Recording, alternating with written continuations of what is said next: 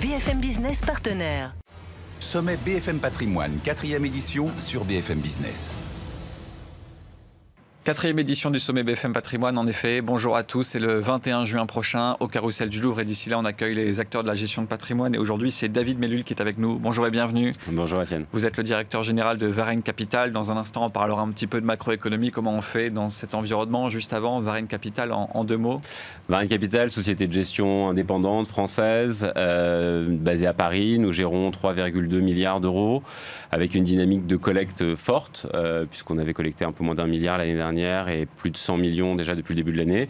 Et ces 3,3 milliards se répartissent sur une gamme restreinte de fonds volontairement qui sont éligibles soit au PEA, soit au contrat d'assurance vie à destination de tous les investisseurs français ou européens, avec une bonne part des encours qui ont été souscrits ou investis par des investisseurs internationaux.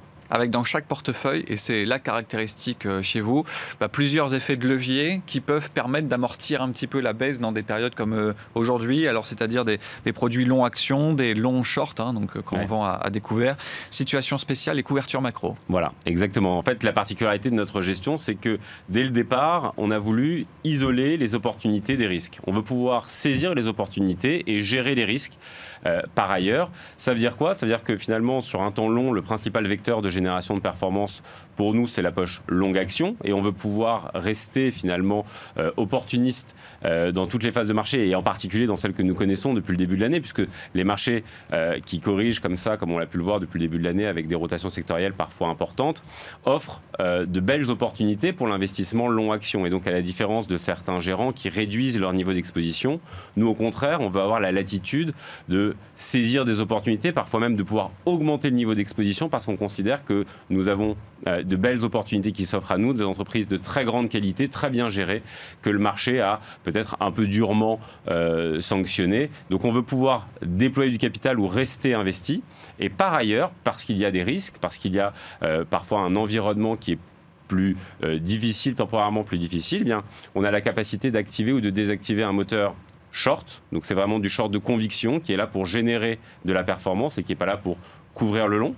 Un moteur d'arbitrage de fusion-acquisition, on en parle beaucoup dans la presse, il y a beaucoup d'opérations de méga-deals, ce qu'on appelle des méga-deals, de grosses opérations de fusion-acquisition, et sur lesquelles il y a parfois un petit peu de rentabilité abandonnée sur le marché, et donc on va essayer d'arbitrer cela. Donc concrètement, typiquement, il y a une OPA, il y a quelques centimes d'écart entre l'offre proposée et le cours. Quelques centimes à gagner. Bon, pour un particulier, il ne va pas aller acheter une action pour gagner 4 centimes. Mais vous allez vous dire, tiens, je vais prendre quelques titres et finalement, ça va apporter quelques pourcentages de performance. Exactement. En se disant, finalement, si jamais je suis totalement investi, quel est le coût d'un emprunt? Combien ça me coûterait d'être à découvert, pour parler comme un particulier? Est-ce que j'ai une rentabilité qui est plusieurs fois supérieure à celle-là sur l'opération? Si oui, eh bien alors ça peut être une bonne opportunité, soit d'utiliser son cash disponible. Et pour mémoire, le cash aujourd'hui vous coûte encore de l'argent. Soit d'aller chercher un peu de levier pour saisir cette opportunité. Donc c'est exactement ça l'arbitrage de fusion-acquisition. Donc dans tous les fonds, vous allez retrouver ce socle qui est le long. Depuis quelques mois maintenant, on a réintroduit le short pour des raisons qui sont liées à l'environnement que nous connaissons. Les indicateurs que nous avons sont plutôt positifs sur cette stratégie, donc on a augmenté le niveau d'exposition sur la stratégie short. On a toujours une poche d'arbitrage de fusion-acquisition comme on vient d'en parler. Et puis finalement, parce qu'il y a des risques qui sont des risques à court terme, des risques de marché, ou à plus long terme qui sont des risques d'explosion de bulles ou de déséquilibre qui nous paraissent insoutenables, on a une stratégie de couverture macroéconomique sur tous les fonds qui est dotée d'un budget de 1,5% par an et par fonds. C'est ce que nous sommes prêts à dépenser pour monter des couvertures sur ces deux familles de risques. Les risques de marché, qui sont des risques, on va dire, plutôt à l'année, des risques qui sont plutôt court terme. Et puis, deuxième famille de risques, des risques à plus long terme, qui sont les racines, finalement, de dysfonctionnement macroéconomique. Et donc, cet assemblage original de stratégies, vous le retrouvez dans chacun de nos fonds. L'environnement que nous connaissons aujourd'hui est très intéressant, assez complexe, mais très intéressant parce qu'il y a de très très belles entreprises sur lesquelles il est opportun, selon nous, de déployer du capital sur la poche longue. On ne peut pas faire abstraction des déséquilibres ou des risques qu'on observe sur les marchés, et donc on a un dispositif de couverture macroéconomique qui a déjà délivré depuis le début de l'année et qui va continuer à délivrer une performance positive si les choses restent comme elles sont ou si les choses venaient à empirer jusqu'à la fin de l'année. Donc c'est selon nous la meilleure façon finalement d'offrir une performance de qualité dans le temps, en réduisant la volatilité des fonds et en saisissant toujours les opportunités que nous détectons sur les marchés, sur la poche longue, parce que quand les marchés vont repartir, alors peut-être dans 3 mois, peut-être dans 3 jours, dans 3 mois, ou dans 3 ans si on joue à se faire peur, mais quand les marchés repartiront, ils repartiront en privilégiant les entreprises de très bonne qualité, oui, qui traitent avec une décote importante. C'est donc pour ça qu'il est important de rester actif sur la poche longue, plutôt que de risquer de désactiver ou de réduire son exposition longue et de rater le rebond. Et après, c'est l'effet un peu porte de saloon où, boule de neige. Voilà, on a raté la hausse, on se replace quand le marché consolide et ainsi de suite. On ne veut pas timer le marché, c'est pas notre expertise, c'est pas notre approche. On a des convictions qui sont très fortes sur la capacité d'une équipe dirigeante d'une société à générer de la valeur.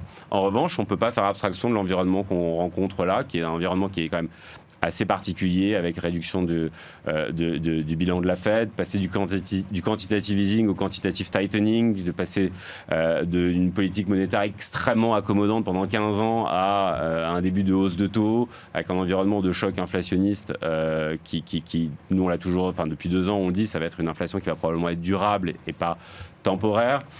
Et elle apporte quoi, excusez-moi de vous couper, mais elle apporte quoi du coup cette couverture macro concrètement? C'est-à-dire on regarde aujourd'hui l'inflation, on regarde un petit peu les banques centrales, on regarde la croissance, etc. Et à partir de ces chiffres-là, à partir de ces indicateurs, ouais, on va privilégier telle classe d'actifs ou d'autres, ou tel type de secteur en bourse que d'autres. C'est ça un petit peu? Alors, sur la poche longue, on est un peu agnostique à cela. Donc, on ne va pas privilégier des secteurs sur la poche longue. Mais en revanche, sur la partie couverture macro, effectivement, l'idée, c'est de se dire qu'est-ce qui pourrait mal se passer sur les marchés actions et quelle pourrait être l'origine de cet environnement plus difficile.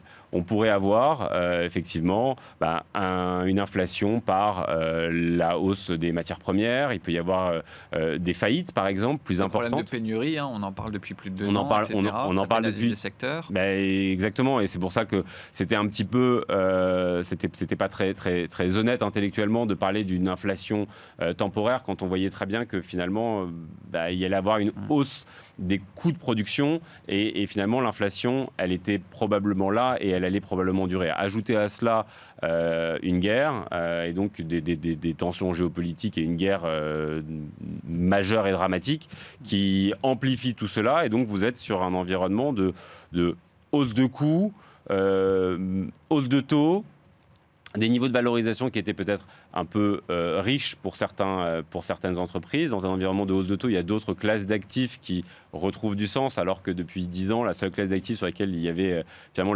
l'argent se déversait, c'était les actions. Donc maintenant, il y a une réallocation. Et donc, il faut faire attention à tout cela.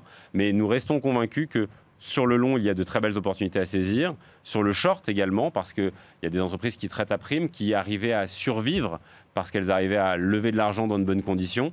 Et donc, on a voulu réactiver le short parce qu'on pense sans cynisme que si les taux augmentent et que si le marché devient un peu plus efficient, il y a des entreprises qui vont être asphyxiées. Et donc, le short va vraisemblablement générer une performance intéressante dans les prochaines années, et pas prochaines semaines, mais prochaines années.